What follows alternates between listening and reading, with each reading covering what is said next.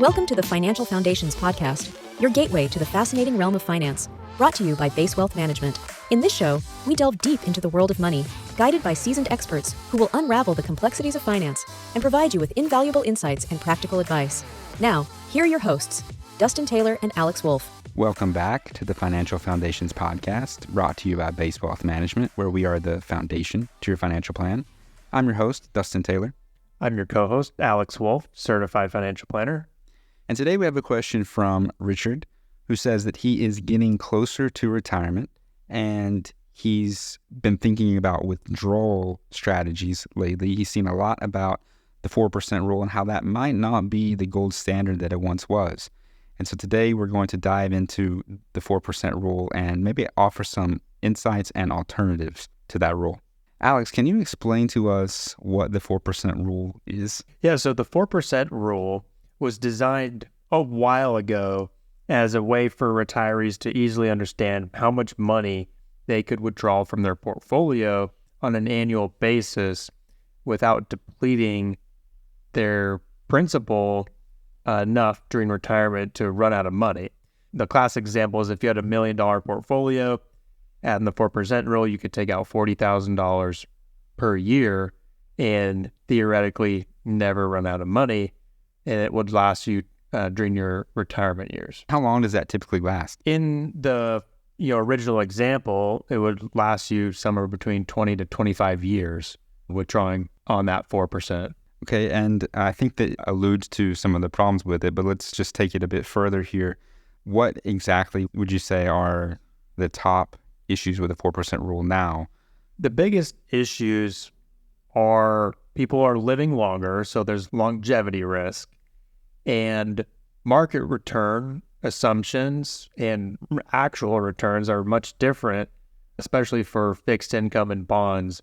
The interest rates on bonds, which you would consider like your safer money in your, perfectly allocated portfolio, are much lower now than they were 20 years ago when this first started coming up. How do market losses affect the 4% rule? This is, to me, one of the biggest concerns of the 4% rule, not necessarily longevity, which is an issue, but it's the sequence of negative returns, where if you have a period of several years of negative market returns and you think you're still going to withdraw $40,000 per year, that 4% is going to be a lower number, and some people don't adjust their spending accordingly. And if that happens over several years, you are withdrawing when your portfolio is at its weakest and won't have a long enough runway to recover. So it takes longer for that money to rebuild itself. That definitely makes sense when you think about how you withdraw money on an annual basis.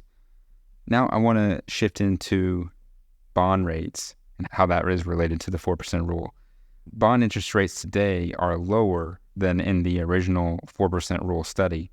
How does this affect the rule's applicability? When you have your money invested into, a model allocation, whether you have it in 80% stock, 20% bonds, or 70-30, 60-40, any way you mix your investments into that, your bond returns, as those interest rates are much lower now, as you mentioned, than they were when this study was first published, by more than half. Like returns back then on bonds were as high as 8 to 10%, and now you're lucky to get 2, 3, or 4% on those bond interest rates. So that's considered your safe money, and when your safe money is returning less, you're more susceptible to market volatility on your other investments invested in the stocks, and while your safe investments are giving you even a 4% return to hedge on the downside. So interest rates being much lower is potentially catastrophic in making that money last as long as it needs to, utilizing just the basic 4% rule. And when it comes to inflation, like in 2022, there was a 9% inflation rate. What is its impact on the stocks and bonds? Specifically in the bond market, when you think about a high inflationary period, if your bond's giving you 3% and inflation's over double that, you're essentially making no money or having a negative return on your fixed income. Also, those returns on equities don't look quite as good, even when you factor in like a 12% return in some cases on, the tech stocks during this time period that have done really well. When you think about a 9% inflation rate, your money just doesn't go as far. So you may need more than 4% during this time period, which is going to have a snowball effect. So in your opinion, why is the 4% rule too rigid to handle things like inflation, market returns, interest rates, and taxes effectively? When you think about each of those categories, you need a plan and a withdrawal strategy that can adapt to changes in market returns, inflation, changes in interest rates. Because when you think about the changes in your lifestyle and the cost of goods during a high inflationary environment, you may need more money, but you want to build in parameters or guardrails that you have in place to keep you from overspending during especially volatile times when the market's down, but also in the good times, you may want to curtail your spending in case the market drops. How does spending in retirement typically affect someone's withdrawal strategy? When you examine a typical retiree, and we worked with hundreds, their spending habits or pattern typically looks like a smiley face, meaning they spend more money during the early stages of retirement, and then you go through a phase where you're slowing down, you're not traveling as much, but you're still independently living in your home, and maybe you've already paid off your mortgage, so your expenses start to decrease and you're getting a little less active. And then as you get older, it starts to pick back up again. Maybe you are spending more on healthcare, maybe you have helpers coming into your house, or you go full-on assisted or retirement living, which can be costly. And in that situation, toward the end of your life, expenses may kick back up, and you're going to want to make sure that you have the proper withdrawal strategy in place to assist you with that increase and decrease and then an increase again in your need for income. And how does the 4% not hold up during that typical situation? What's the problem with it?